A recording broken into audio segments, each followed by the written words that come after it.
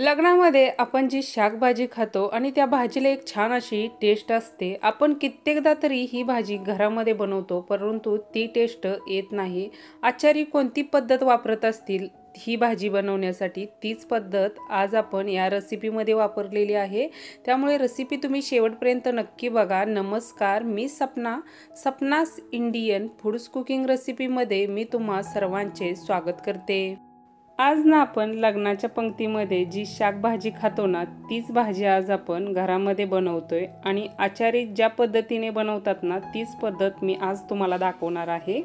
इथं आपण वांग आणि बटाटा चिरून घेतलेला आहे। हरभरा इथं आपण शिजवून घेतलेला आहे आणि वाटणामध्ये जे साहित्य घेतले ना, त्यामध्ये आपण खोबरं बारीक करून घेतलेलं आहे, जिरा पूड घ्यायची आहे, धना पूड घ्यायची आहे आणि थोडंसं तीळ बारीक करून घेतलेलं आहे, काश्मीरी लाल मिरची पावडर, हळद, आल्याची पेस्ट 1 चमचा आणि लसूण पेस्ट आपण 1.5 चमचा घेतलेली आहे। त्यामध्ये आपण 2 मीडियम साईजचे कांद्याची पण पेस्ट करून घेतलेली आहे आणि 1 टोमॅटोची पण पेस्ट करून घेतलेली आहे आणि शेंगदाण्याचा कूट घेतलेला आहे। एवढं आपण साहित्य घेतलेलं आहे शाकभाजीसाठी। भाजीसाठी गॅसवरती आपण पातेलं ठेवलं। पातेल्यामध्ये 1.5 पळी एवढं तेल घालून घेतलं। 1 चमचा आपल्याला मोहरी घालायची आहे। मोहरी थोडीशी तडतडू द्यायची आहे। नंतर मग त्याच्यामध्ये आपण जिरं घातलेलं आहे। जिरं आणि मोहरी तडतडली की लगेच आपल्याला कढीपत्ता आणि तमालपत्र घालून घ्यायचं आहे। कढीपत्ता आणि तमालपत्र अवश्य घालायचं आहे। नंतर बघा त्यामध्ये आपण दालचिनीचे 2 तुकडे आणि लसूण पेस्ट आणि आल्याची पेस्ट घालून घेतलेली आहे। आलं आणि लसूण पेस्ट शाकभाजीचे मेन साहित्य म्हटलं तर त्यामध्ये तमालपत्र असलंच पाहिजे। त्यामुळे तो फ्लेवर जो तमालपत्राला असतो ना, तो शाकभाजीला बसल्याशिवाय ती भाजीला एक छान अशी टेस्ट येत नाही। आणि कढीपत्ता पण असला पाहिजे, त्याशिवाय त्याचा पण एक छान असा फ्लेवर असतो बघा, तोही भाजीला बसतो, त्यामुळे ती आणखी छान होते। आणि लसूण आपल्याला 1.5 चमचा घालायचाच आहे, त्यामुळे एक छान असा लसणामध्ये पण एक लसणाचा फ्लेवर असतो आणि तो असल्याशिवाय शाकभाजीना चवीला खूप छान लागत नाही।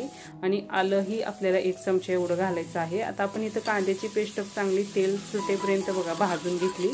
नंतर मग त्याच्यामध्ये आपण टोमॅटो पेस्ट घालून कांदा आणि टोमॅटो पेस्ट आपण चांगली तेलामध्ये भाजून घेणार आहे।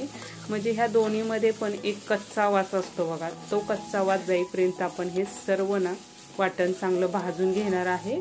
आणि नंतर मग त्याच्यामध्ये आपल्याला मसाले मिक्स करायचे आहेत।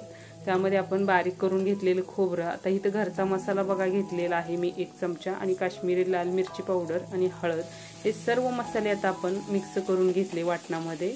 वाटण थोडंसं कोरडं होत होतं म्हणून मी काय केलेलं आहे, त्याच्यामध्ये आपल्याला गरम पाणी घालायचं आहे आणि वाटण चांगलं आपल्याला आता इथं मिक्स करून घ्यायचं आहे। वाटण आपण चांगलं मिक्स करून नंतर बघा त्याच्यावरती आपल्याला ना एक झाकण झाकायचं आहे।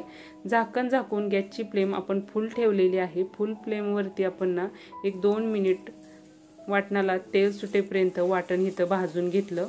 भाजीसाठी वाटण हे नेहमी आपल्याला चांगलं भाजून घ्यायचं आहे। जेवढं तुम्ही वाटण चांगलं भाजून घेचाल ना, तेवढी भाजी छान होते। त्यामुळे इथं आपण बघा चांगलं तेल सुटेपर्यंत वाटण चांगलं भाजून घेतलेलं आहे। असं वाटणावरती तेल आलं की छान समजायचं तिथं आपलं वाटण छान असं भाजलेलं आहे। नंतर मग त्याच्यामध्ये आपण आता चवीनुसार मीठ घालून घेतलेलं आहे।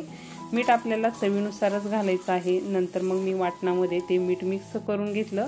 नंतर मग त्याच्यामध्ये आपण जे बटाटे चिरून आणि वांगी चिरून घेतले होते ना, ते आपल्याला घालायचे आहे। वाटणामध्ये आपल्याला वांग आणि बटाटा चांगलं मिक्स करून घ्यायचं आहे। जेवढं तुम्ही चांगलं मिक्स करून घ्याल ना, तेवढं मसाले ना वांग्याला आणि बटाट्याला लागले जातात आणि भाजी टेस्टला भारी होते।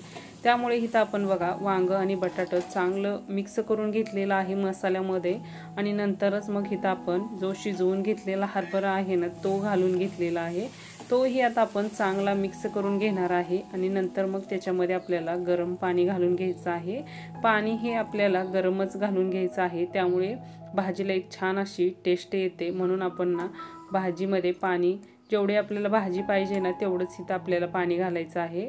आपल्याला थोडीशी कोथिंबीर घालायची आहे। गॅसची फ्लेम फुल ठेवून आपण भाजीला एक उकळी येऊ देणार आहे आणि नंतर उकळी आल्यानंतर ना मगच आपण इथं गॅसची फ्लेम लो केलेली आहे आणि लो फ्लेमवरती आपल्याला भाजी चांगली शिजवून घ्यायची आहे।